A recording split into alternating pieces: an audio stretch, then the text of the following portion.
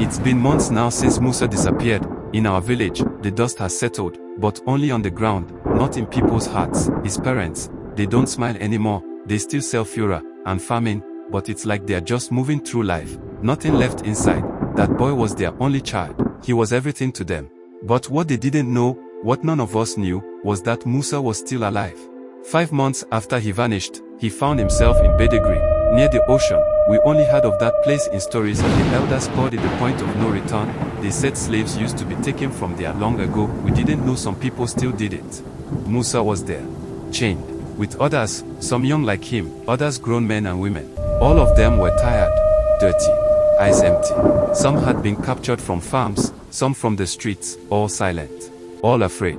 He was barefoot, standing in a long line under the hot sun. His wrists were bruised from the chains.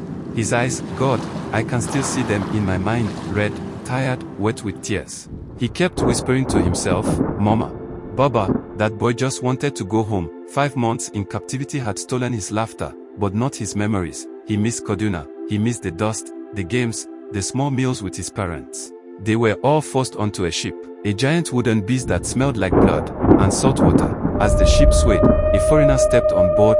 Lo and behold, he was a Portuguese man, the popular merchant in Kaduna.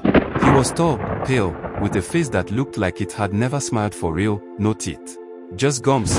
People whispered he was a devil in human skin. A merchant, but not the kind that traded goods. He traded humans. Whole families torn apart because of him. Musa was just the latest. He walked slowly, inspecting the captives like they were animals. When he got to Musa, he stopped, bent down, asked, "What is your name, boy?" Musa's lips shook.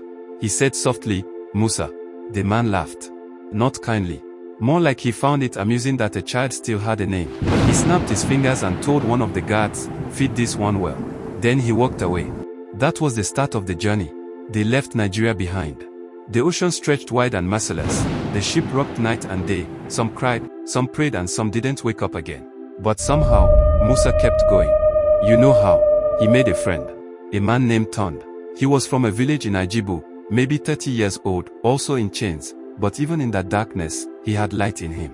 Tond talked to Musa, told him stories about his village, about how he used to hunt rabbits and fetch firewood with his brothers. He said, "Don't worry, little man. You survive this, you'll tell your story one day." Sometimes Tond gave Musa part of his own meal, just so the boy could stay strong. Sometimes he told him jokes, or sang old Yoruba songs softly at night. And in that nightmare, Musa found something to hold on to, a voice, a friend, a reason to stay alive. Weeks passed. Water everywhere. No land in sight. People got sick, some were thrown into the sea. In few days, that ship is going to dock in Portugal.